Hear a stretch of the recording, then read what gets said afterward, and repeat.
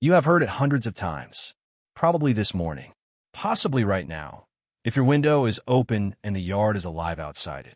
A small, soft sound, not the full territorial song, not the alarm call, not anything dramatic or attention-grabbing, just a quiet, conversational little note. A chip, a soft trill, a gentle sound that you've spent years filing away as background. You have been mishearing it your entire life. That sound has a name. It has a documented biological function. And what that function turns out to mean, when you understand what researchers have found about when birds produce it, and who they produce it for, and what it costs them to produce it in your presence, is something that will permanently change the way you hear your yard. The sound your bird makes when it is near you and everything is right, that specific, quiet, ordinary sound that you have never thought twice about, is the closest thing in the avian behavioral vocabulary to what we would call, in our language, affection. Stay with me, because by the end of this video, you're going to hear your yard completely differently. And the last thing we cover is the sound that means more than any of the others. Welcome back to Backyard Bird Mind. Subscribe before you go, because what this community notices together in these comments in these quiet morning yards is something genuinely worth being part of. Let's begin. The difference between the sound your bird makes. Your backyard birds make more kinds of sound than most people realize, and each category means something specific and different. The territorial song is the one most people know. Long, complex, delivered from a high exposed perch, broadcast outward across the yard and beyond. It is loud. It is directed at rivals and potential mates. It is a public announcement made to the world in general. The alarm call is unmistakable once you know it. Sharp, urgent, cutting through everything else. A chip that says stop. A high thin sound that says hawk. An insistent chime that says cat. Moving, ground level, everyone pay attention. But there is a third category of bird sound that almost nobody talks about.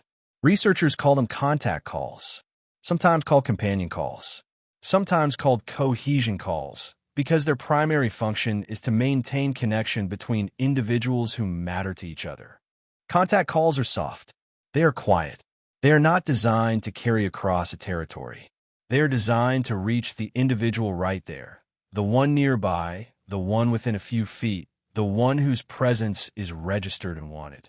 They sound, depending on the species, like a soft chip, a gentle trill, a quiet sea, a small conversational note that is easy to miss entirely if you're not listening for it. And here is what the research has established about when birds produce them. Contact calls are produced between mated pairs, between parents and offspring, between flock members with established bonds. They're the sounds birds make when they are with the individuals they have chosen to be near. They signal not alarm, not territorial claim, not any kind of broadcast message to the wider world. They signal one thing only. I am here. You are here. This is good. When birds make these sounds toward humans. Now here is the part that changes everything. Research on bird behavior in residential environments has documented something that the scientific community has been careful about overstating but cannot honestly ignore. Birds with high familiarity towards specific humans. Birds who have spent months or years in regular, calm, positive contact with a particular person produce contact calls in the presence of that person at rates that are measurably higher than their baseline contact call rate in the same environment without that person. They call more softly, more frequently, more conversationally when you are there. Not the alarm call, not the territorial song. The contact call, the one reserved for individuals they have chosen to be near. A study examining chickadee vocal behavior in residential gardens found that individual chickadees with established familiarity toward specific human residents produced significantly higher rates of the soft contact chip vocalization during periods when those residents were present in the garden versus absent. The calls were directed in the sense that the bird's body was oriented toward the human during production, and they occurred specifically during calm, non-feeding, non-alarm behavioral states. The bird was not asking for food. The bird was not alarmed. The bird was not broadcasting to rivals. The bird was simply noting your presence, positively, quietly, in the only language it has for that. Dr. Irene Pepperberg, whose decades of research on avian cognition revolutionized how science understands bird intelligence, noted in her work that the contact vocalizations of socially bonded birds carry an emotional valence that is functionally analogous to what we observe in bonded humans maintaining connection through quiet conversation.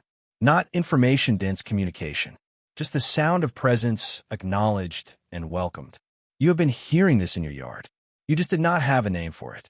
Species by species. What to listen for? Let me give you something specific and practical, because this is information you can use tomorrow morning. The northern cardinal produces a soft metallic chip, a single quiet note, understated and clean. You have heard it 1,000 times without registering it as distinct from other cardinal sounds. In the presence of a highly familiar human, this chip rate increases measurably. The cardinal near your feeder, who is chipping quietly while you stand nearby, is not alarmed. He is not warning other birds. He is noting you, acknowledging you, placing you in his immediate social world as a present and welcome individual. The black-capped chickadee produces a soft two-note contact call, often rendered as a quiet phoebe, different in quality and volume for both the alarm calls and the full song. When a chickadee produces this near you, without any alarm context, without any predator in the area, without any apparent territorial purpose, it is a cohesion call. It is the chickadee equivalent of a quiet hello to someone whose company it is comfortable in. The American robin produces soft conversational tuts and low chewing sounds during calm foraging, different entirely from the alarm tut that sounds urgent and repetitive. When a robin who knows your yard is working the lawn nearby and producing these soft sounds, they're not directed at you specifically in the way a territorial song is directed. But their presence, their continuation, their absence of alarm in your presence is itself the signal. The robin is comfortable enough to keep talking. In a prey animal, maintained vocalization in close human proximity is a trust indicator that should not be underestimated. The mourning dove produces a soft coo, not the full territorial coo that carries across the neighborhood, but a quieter, shorter, more intimate version used between bonded pairs and close companions. A dove at your feeder producing this sound while you're nearby is in a behavioral state that its biology reserves for safe, chosen, close social contact. Listen tomorrow. You will hear all of these. You have been hearing all of these. Now you will know what you are hearing. What costs a bird to speak near you? Here is something that most people never consider, and it is the thing that makes the contact call mean what it means. Every sound a bird makes costs something. In the economy of small prey animal, sound is not free. Sound is location. Sound is exposure. Sound says here, I am to everything within range, not just the individual the bird intends to reach, but every predator, every rival, every threat within earshot. A bird that goes silent near a human is not necessarily comfortable. Silence can be alarm. Silence can be freeze response. Silence can be a prey animal making itself as invisible as possible in the presence of a perceived threat. But a bird that keeps talking near you, quietly, softly, in the low conversational register of its contact calls, is a bird that has made a specific calculation.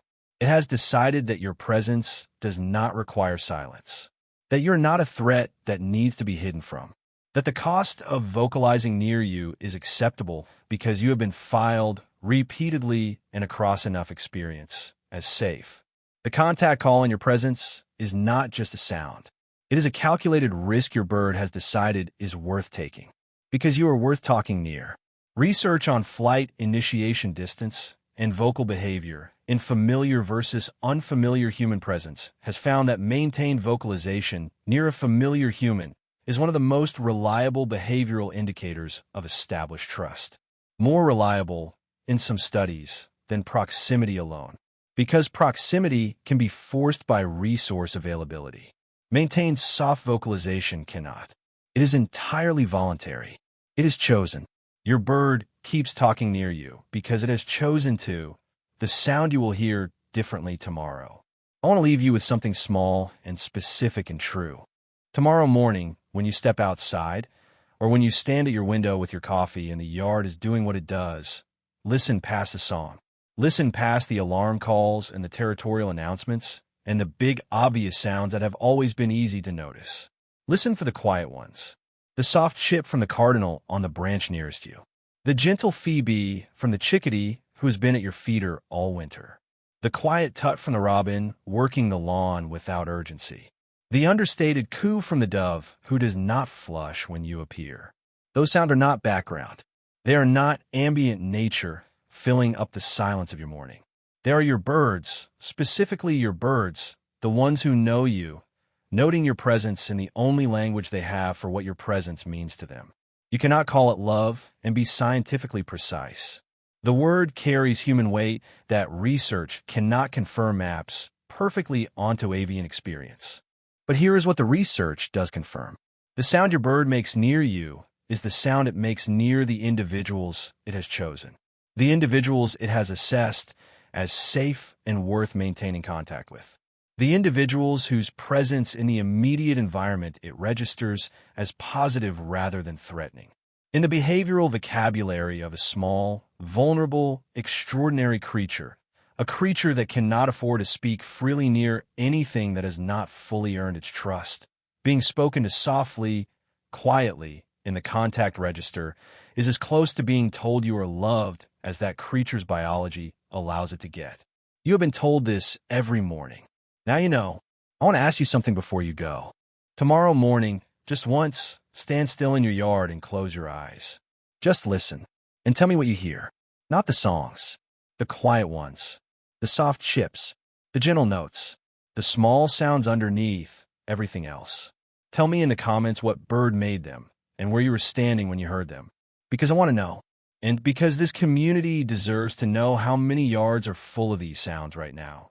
How many people are being spoken to softly every morning by something wild that has decided they are worth talking near. Share this with someone who feeds birds, someone who stands at their kitchen window every morning and listens without knowing what they're hearing. They should know. Thank you for being here at Backyard Bird Mind. I'll see you in the next one.